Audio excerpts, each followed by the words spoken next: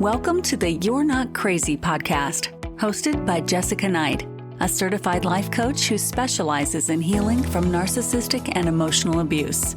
This podcast is intended to help you identify manipulative and abusive behavior, set boundaries with yourself and others, and heal the relationship with yourself so you can learn to love in a healthy way. You can connect with Jessica and find additional resources, content, and coaching at emotionalabusecoach.com. Hello, and thank you for being here. Before we dive in, I want to go through the fine print and share how we can work together. Because healing from this kind of pain takes a lot more than time. It takes the right kind of support. I work with people entangling themselves from emotionally abusive relationships, coercive control, trauma bonds, high conflict co-parenting dynamics, high conflict divorce, and if you're at the beginning of the road and wondering what divorce would look like. I offer one-on-one coaching at every stage. If you're still in the relationship, if you're unsure if it's abuse, if you know it's abuse but you're having trouble understanding what that looks like, or what to do with it, I can help you name what's happening, start setting boundaries that work for you, and figure out what you need. If you're thinking about leaving, we'll explore what that might look like in a grounded and personalized way. If you're navigating divorce or custody or co-parenting with a high conflict person, I can help you document, strategize, and stay emotionally anchored, especially when you're being gaslit, discredited, and re-traumatized by the legal system. If you've already left and you're stuck in the trauma bond, or if you've been discarded and struggling to feel like yourself again, I can help you rebuild self-trust and reconnect with your own nervous system in a way that actually feels doable.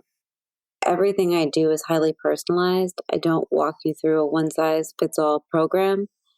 I listen, I reflect, and I guide you based on what you're facing right now. And some people work with me through a one-time validation call, which is offered on my website, where we zero in on one issue you're struggling with and start to untangle it together. Others work with me on a weekly or bi-weekly basis, depending on what's going on in your specific situation. And this is especially helpful when healing from emotional abuse and also in divorce.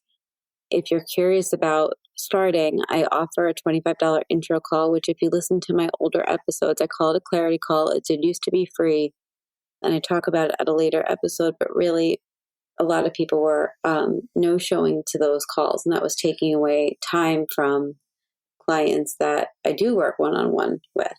And so if we move forward, I just take that fee and apply it to your first session. That intro call is just for us to get on the same page so you can share what's going on for you and I can share how I might be able to help. I only take a limited number of those calls per month because one-on-one coaching is the core of my work. Out of all these offerings that I have, one-on-one coaching is the thing that I do the most, and I do it 6 days a week most of the time, 5 to 6 days a week. And so if my calendar looks full and if there's not a time that you can get in, you can email me at jessicaknightcoaching.com, and I always try and make space where I can.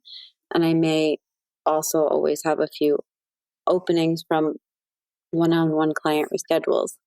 You can also explore self-paced courses and toolkits at jessicaknight.thinkific.com, including Divorcing a Narcissist 101 and the Emotional Abuse Breakthrough course. I have a documentation course and my new signature program, Unhooked, which is a private podcast and course that walks you through the full cycle of abuse, helps you map it in your relationship and how to break it and how to begin to see what it really is that you're going through. If you want ongoing support in a more flexible way, you could always check out my Substack at jessicaknight.substack.com. Each month I focus on a different theme, from trauma bonding to divorce to cluster B to sexual coercion to emotional abuse to toxic breakups. Those are just some from this year. Paid members get access to monthly deep dives, master classes, Q&As, strategy kits, and I'm working on some more group options. There is also a free option and a monthly option. So please head over to Substack. The link is in my show notes. You also can just search Jessica Knight Coaching and I'll come up. Everything that I create is meant to help. My coaching, my writing, my courses, this podcast, it's built around the one truth that you're not crazy. You are conditioned to doubt your reality, and I want to help you change that and understand what you're going through. If you like this podcast, the best thing that you can do is subscribe and rate the episode 5 stars. You can find me on my websites, emotionalabusecoach.com and high-conflict divorcecoaching.com. All of the offerings that I just mentioned are also in the show notes below. Now let's get to the episode. For those of you who don't know, November is Family Court Awareness Month, and I know that that might sound confusing if you don't, or if you aren't in the family court system, or if you are just here for emotional abuse, or even like why would there be a family court month? And there is no mistake that it falls after Domestic Violence Awareness Month, which is October. And Family Court Awareness Month was actually piloted by Tina Swithin, who I define as a pioneer in this field a few years ago. And it brings to light awareness around the truth of a system that very often fails to protect the people that it was designed to serve. And I think for many, family court is assumed to be this place, just like other courts, criminal courts, where justice is delivered, it restores safety. But I think for many survivors of domestic violence and their children, it's the opposite. And it becomes a place where abuse is reframed as conflict, and that it's two parents who can't get along and there is no protection. And I know this because I've lived various parts of it. And I remember feeling that when I got divorced, the paperwork was signed, and I thought I was finally setting on a new path, but I kept thinking the worst was behind me. But nobody warned me that the family court system would be brutal, and if not worse than what I was dealing with within the marriage. And I've said this before, that I'm not going to go down too many details about that story for protection of myself and also for my daughter, in case she ever listens to this. She will make up her own decisions, but I talk about some of the ins and outs of that and what I learned along the way with my clients. I think that the only people that really can do this work and really understand this work are people that have lived it. And it's because you will not get the nuance. It is a honor, honestly, when I'm able to read the nuance in somebody's situation and tell them what I'm seeing, and that it validates them, because then they don't feel crazy. And then we can move to strategy because they have felt heard and they have felt seen. And it's not based on me just validating you saying that you're right. It's based on me actually seeing it in the content of what you show me and what's going on. One of the things that really stands out to me in family court is that protecting your child is often seen as too controlling. And that fact means that we're in a broken system. Like, there's so many nuances and so many things that happen and so many dangerous things that happen in family court that it's not built for the reality of what we have right now. And the reason that Family Court Month exists is because silence has consequences. Every year, children are ordered into unsafe situations, and that the protective parent, which could be male or female, are told that they're too emotional to be believed. Abuse is then repackaged as this parental disagreement or a high conflict case where both parties are responsible, and usually credibility is awarded to the person who stays calm while also controlling a lot of the narrative.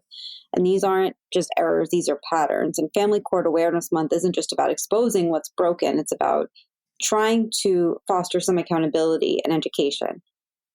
For me, I think this is about turning awareness into some action through just awareness, advocacy, because until there is a transformation on how the courts understand abuse and trauma and safety, the system will keep functioning as it does. Just because there are coercive control laws doesn't mean that anything is actually being changed inside of the family court system.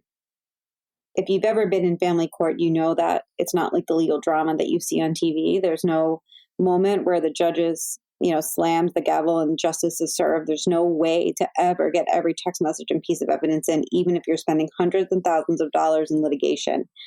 In reality, the courtroom actually is a stage for the abuser to perform their exact next act of manipulation. That is literally what a narcissist said in a training that I took on the family court system when I was getting trained as a high conflict divorce coach. And when you're still reeling from trauma, because this is like activates so much PTSD for a lot of us, and trying to protect your children, the court is treating you like a case member, and that also can be very traumatizing. Family court is actually a lot of paperwork. It's a lot of delay. It's a lot of disbelief of what's going on. And when you're healing from all of this, you're expected to present as calm, articulate, and detached. Because when people show emotion, it usually comes across as you're unstable. When you set boundaries, it seems like you're uncooperative. But meanwhile, the abuser, who is well versed in manipulation, can appear reasonable or centered and credible even when they're not. And the cruel reality of this is that the same dynamics that the abusers created in the relationship and also what the survivor tried to escape.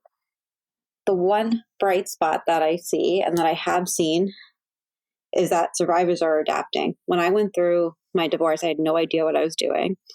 And all I did was try and figure out, the system and understand it. And how do I get through this without this costing me every penny I owed, and then realizing it is going to cost me every penny that I own. I tell people there's a lot that I made a lot of mistakes along the way, but what I kept trying to do is kept trying to figure it out. And then eventually in getting trained in it, it's like you get trained in all the things that you messed up previously, but I've learned systems and ways to adapt and ways to manage myself and ways to set boundaries. And so I think that even inside a deeply flawed system, that I see survivors adapting and they're learning to think like lawyers or to document in certain ways and regulate themselves. And they're connecting with advocates and coaches and communities to teach them how to hold their power and how to strategize in a space that is not making it easy for them.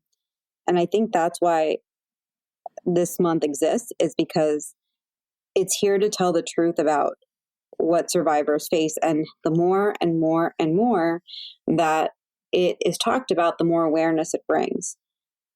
To me, Family Court Month isn't just about exposing injustices, but it is about refusing to surrender to it. And every survivor that tells the truth and every advocate who speaks up or stands up, in the state house trying to get a bill on coercive control passed is, in my opinion, doing God's work.